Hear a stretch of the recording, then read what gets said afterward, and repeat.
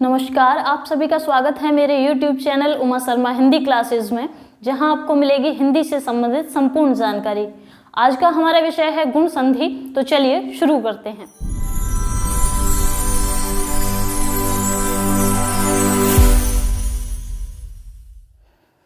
तो आज हम बात करेंगे गुण संधि के बारे में कि गुण संधि किसे कहते हैं, इसे किस प्रकार परिभाषित किया जा सकता है, इसका क्या नियम है और इसका सूत्र क्या है और इसे किस प्रकार समझा जा सकता है। तो इससे पहले हम ये जान लेते हैं कि गुण संधि जो कि स्वर संधि का ही एक भेद है।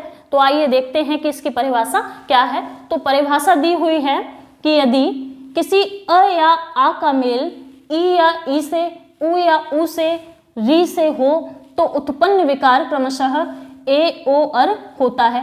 तो यहाँ जैसा कि इसमें परिभाषा में बताया है कि यदि किसी अ या आ का मेल ई या ई से हो, जब अ या आ का मेल ई या ई से होता है तो वहाँ पर ए विकार उत्पन्न होता है, और जब अ या आ का मेल किसी उ या उ से हो तो वहाँ पर ओ विकार उत्पन्न होता है, और जब अ या आ का मेल री से हो तो वहाँ पर अर विकार उत्पन्न होता है। तो इस प्रकार हमने इसकी परिभाषा को जाना। और परिभाषा बहुत से लोगों को याद नहीं होती, तो परिभाषा जब याद नहीं होती तो हम ऐसा कर सकते हैं कि इसका सूत्र याद कर सकते हैं। और इसका सूत्र यहाँ दिया हुआ है कि जब अ या आ का मेल ई या ई से हो, उ या उ से हो या री से हो तो वहाँ पर जो विकार उत्पन्न होता है, तो इसे हम ऐसे याद कर सकते हैं कि जब अ या आ का मेल किसी ई या ई से हो तो वहाँ पर ए का विकार उत्पन्न होता है, ए आता है यहाँ पर। और जब अ या आ का मेल उ या उ से होता है तो यहाँ पर ओ बनता है। उसके बाद जब अ या आ का मेल री से होता है तो वहाँ पर अर बनता है। अर यहाँ पर ये जो रा है इसमें हलंत लगा हुआ है, ये आधा रा है। तो इस प्रकार हमने देखा जब किसी अ या आ का मेल ई या ई से हो तो वहाँ ए बनता है, और जब किसी अ या आ का मेल उ से हो तो वहाँ पर ओ बनता है, और जब किसी अ या आ का मेल री से हो तो वहाँ अर बनता है। तो इस प्रकार हमारे पास यहाँ पर तीन कंडीशन बनती हैं। अब इन तीनों कंडीशन को, अब ये जो तीनों कंडीशन बनी हैं, अब इन तीन कंडीशन को अब हम इनकी व्याख्या करेंगे और जानेंगे कि संधि किस प्रकार करी जाती है और इसकी पहचान हम कैसे कर सकते हैं। तो देखते हैं उदाहरण के माध्यम से। उदाहरण के माध्यम से और सूत्र के माध्यम से समझते हैं कि गुण संधि को किस प्रकार किया जाता है। तो जैसा कि अभी हमने पढ़ा कि इसका यहाँ नियम दिया है और यहाँ पर तीन कंडीशन बनती हैं। तो सबसे पहले हम पहली कंडीशन ले लेते हैं। तो पहली कंडीशन में हमने यहाँ देखा कि जब किसी अ या आ का मेल ई या ई से होता है तो वहाँ पर ए विकार उत्पन्न होता है।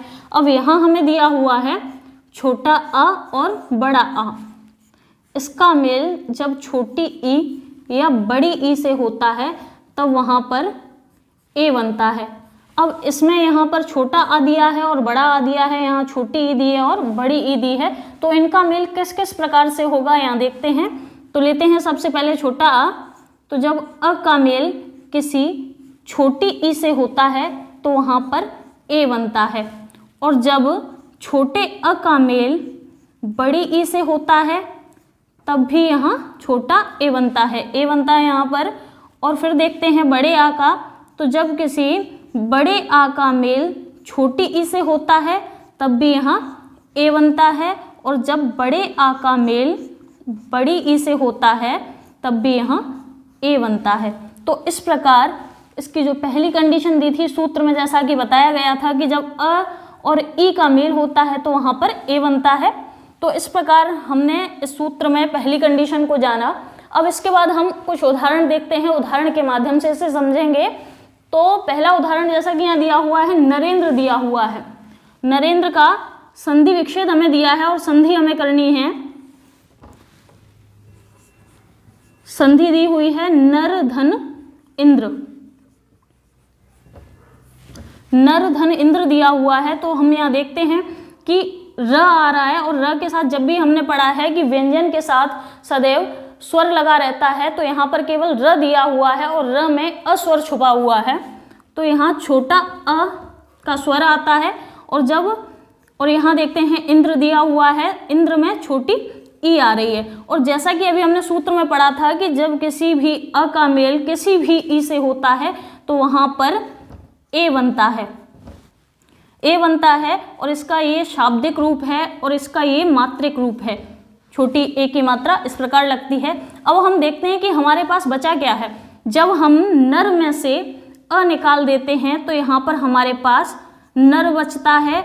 यहाँ जो रा आया है वो स्वर रहित है, यहाँ पर जो रा आया है वो स्वर रहित है। और जबकि हमने पढ़ा था कि हर एक व्यंजन के साथ में स्वर आता है और स्वर ही उस व्यंजन को पूर्ण करता है। अब जब हमने इसमें से अ निकाल दिया तो यहाँ पर ये स्वर रहित हो गया, तो ये जो हमारे पास यहाँ बचा था वो हमने यहाँ लिख लिया।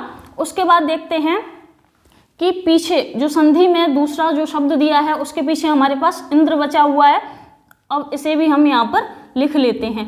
अब इसकी जब हम संधि करते हैं तो देखते हैं कि ये जो ए दिया है यहाँ पर, ये ए इस रा को पूरा करता है, तो यहाँ आ जाता है नरे, और बाकी का बचा हुआ हिस्सा भी यहाँ लिख देते हैं। तो इस प्रकार हमारे पास यहाँ बना नरेंद्र।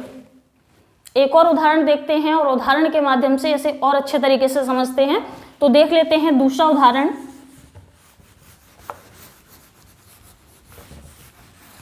दूसरा उदाहरण दिया हुआ है कमलेश, ले लेते हैं यहाँ पर। कमलेश का जो संधि विच्छेद है वो है कमल धन ईश। अब हम देखते हैं यहाँ पर कमल शब्द ये जो हमें दिया हुआ है यहाँ पर, यहाँ हम इसका अंतिम वर्ण देखेंगे। अंतिम वर्ण में ल दिया है और जैसा कि अभी हमने पढ़ा था कि व्यंजन में सदैव स्वर होता है और बिना स्वर के व्यंजन पूर्ण नहीं होता। तो अब यहाँ पर छोटा अ का स्वर आता है और जब छोटे आ का मेल, और यहाँ बड़ी ई दी है और यहाँ हम लिख लेते हैं बड़ी ई। तो इस प्रकार यहाँ पर हमारे पास निकल के आया छोटा अ और बड़ी ई।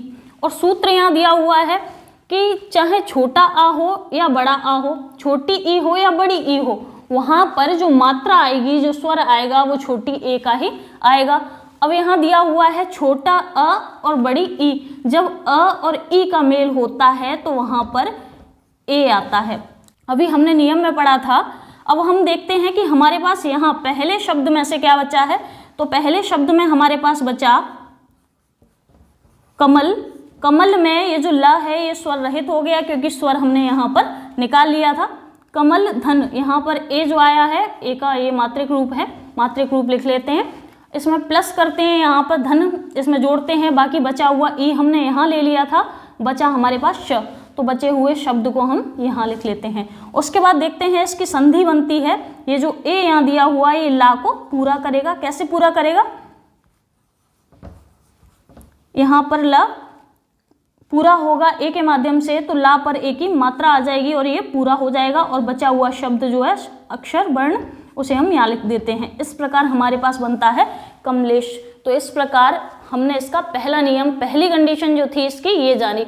अब हम देखते हैं इसकी दूसरी कंडीशन की। तो दूसरी कंडीशन यहाँ दी हुई है।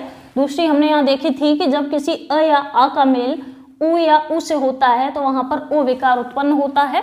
तो यहाँ इसका सूत्र दिया हुआ है कि जब किसी अ या आ का मेल किसी उ या उ से हो तो वहाँ पर ओ विकार उत्पन्न होता है, यानी कि ओ की मात्रा लगती है छोटे ओ की। तो यहाँ इसको जब हम इसकी व्याख्या करते हैं तो देखते हैं कि जब किसी छोटे अ का मेल छोटे उ से होता है तब वहाँ पर ओ बनता है, और जब किसी छोटे अ का मेल बड़े उ से होता है तब भी वहाँ ओ बनता है, और जब बड़े आ का मेल छोटे उ से होता है तब भी यहाँ पर छोटा ओ लगता है, और जब यहाँ पर बड़े आ का मेल बड़े उ से होता है तब भी यहाँ पर बड़ा ओ लगता है। तो इस प्रकार इस नियम में इसकी जो दूसरी कंडीशन है इसमें ये बताया है कि जब किसी अ या आ का मेल किसी उ या उ से हो तो वहाँ पर छोटा ओ ही आएगा, छोटे ओ की मात्रा ही आएगी। तो अब देखते हैं यहाँ पर उदाहरण देखते हैं। तो उदाहरण ले लेते हैं, दिया हुआ है परोपकार। जब हम इसका संधि विच्छेद करते हैं तो यहाँ आता है पर धन उपकार। अब देखते हैं तो यहाँ पर दिया हुआ है, और इससे पहले अभी हमने जाना कि यहाँ पर छोटे अ का स्वर है और यहाँ से हम उ ले लेते हैं।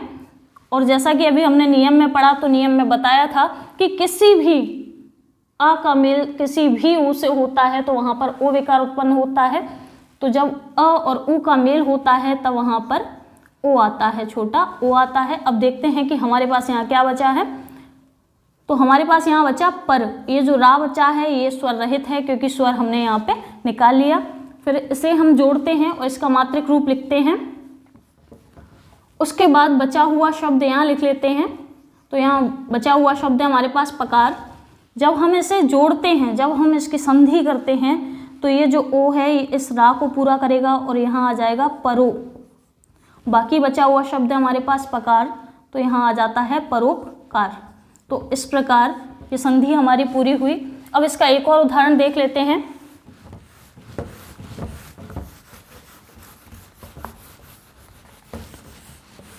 दूसरा उदाहरण दिया हुआ है महोदय। महोदय का जो संधि विकसित करते हैं तो आता है महाधन उदय। और जैसा कि अभी हमने पढ़ा था, यहाँ पर दिया हुआ है आ, आ का स्वर आ रहा है बड़े का, बड़ा आ प्लस यहाँ पर छोटा ऊ आ रहा है। तो सूत्र में अभी हमने जाना था कि या तो छोटा आ आए या बड़ा आ आए, छोटा ऊ आए या फिर बड़ा ऊ आए, वहाँ पर ऊ की मात्रा ही आएगी। तो जब इन दोनों का मेल होता है बड़े आ का और छोटे ऊ का, तब भी वहाँ छोटे ओ की मात्रा आती है। ये इसका मात्रिक रूप है। अब यहाँ जो हमारे पास बचा है उसे हम यहाँ लिख लेते हैं। ये बचा हमारे पास मह, और ह जो बचा है इसमें से स्वर निकल गया तो ये आधा रह गया, तो यहाँ हलंत लगा दिया। फिर आगे हम देखते हैं, इधर हमारे पास बचा हुआ है दय, तो इसे हम ऐसा का ऐसा यहाँ लिख लेते हैं। उसके बाद जब हम इसकी संधि करते हैं तो देखते हैं ये जो ओ है ये इसे पूरा करेगा, तो हो जाएगा महो। और बाकी बचा हुआ है दय, तो इसमें जोड़ देते हैं तो ये आ जाता है महोदय। तो इस प्रकार हमने इसकी दूसरी कंडीशन को भी जाना। अब इसकी हम तीसरी कंडीशन देख लेते हैं। तो तीसरी कंडीशन में यहाँ बताया हुआ है कि जब किसी अ या आ का मेल री से होता है तो वहाँ पर अर विकार उत्पन्न होता है। और यहाँ सूत्र में दिया हुआ है कि जब किसी अ या आ का मेल री से होता है तो अर बनता है। वहाँ पर इसकी व्याख्या यहाँ दी हुई है कि जब छोटे आ का मेल री से होता है तब भी यहाँ अर बनता है, और जब बड़े आ का मेल री से होता है तब भी यहाँ अर बनता है। अब देखते हैं इसका उदाहरण। तो उदाहरण दिया हुआ है देव धन ऋषि। तो हम देखेंगे कि ये जो देव शब्द यहाँ पर हमें दिया है, यहाँ व दिया हुआ है, व में अ का स्वर है और दिया हुआ है री। तो अभी हमने नियम में पढ़ा था, सूत्र में भी हमने पढ़ा था कि जब भी छोटे अ का और री का मेल होगा वहाँ पर अर बनेगा। तो जब अ और री जब मिलेंगे तो यहाँ पर अर बनेगा। अब देखते हैं हमारे पास यहाँ क्या बचा है। तो पहले शब्द में हमारे पास यहाँ बचा देव।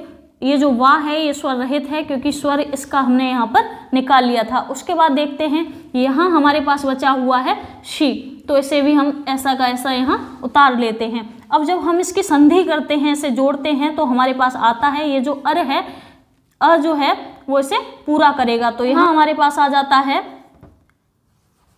देवर्षि। तो इस प्रकार अभी हमने इसकी तीसरी कंडीशन, तीसरा इसका जो नियम था इसके बारे में जाना। एक और उदाहरण इसका देख लेते हैं। तो उदाहरण यहाँ दिया हुआ है, उदाहरण दिया है सप्त धन ऋषि। अब देखते हैं कि यहाँ पर ये जो त दिया हुआ है यहाँ पर भी छोटा अ है और यहाँ दिया हुआ है री। और जैसा कि अभी हमने नियम में पढ़ा था कि अ और री का जब मेल होता है तो वहाँ पर जो विकार उत्पन्न होता है वो अर का होता है। तो अ और री जब मिले तो यहाँ पर अर का विकार उत्पन्न हुआ। अब देखते हैं कि यहाँ पर हमारे पास क्या बचा है। तो यहाँ हमारे पास बचा सप्त। ये जो ता बचा है ये स्वर रहित है, इसमें स्वर नहीं है क्योंकि स्वर हमने यहाँ निकाल लिया। बाकी यहाँ हम देखते हैं कि पीछे यहाँ हमारे पास सी बचा हुआ है और इसे हम यहाँ पे ऐसा का ऐसा लिख लेते हैं। फिर जब हम इसकी संधि करते हैं, ये जो अ है ये इसे पूरा करेगा। तो इस प्रकार हमारा बन के आता है सप्तऋषि। तो इस प्रकार आज हमने गुण संधि के बारे में जाना। इसका नियम जो है वो हम एक बार और रिवीजन कर लेते हैं। तो दिया हुआ है कि जब किसी अ या आ का मेल ई या ई से होता है तो वहाँ पर ए का विकार उत्पन्न होता है, और जब किसी अ या आ का मेल उ या ऊ से होता है तो वहाँ पर ओ का विकार उत्पन्न होता है, और जब किसी अ या आ का मेल री से होता है तो वहाँ पर अर का विकार उत्पन्न होता है। तो इस प्रकार आज हमने गुण संधि के बारे में जाना।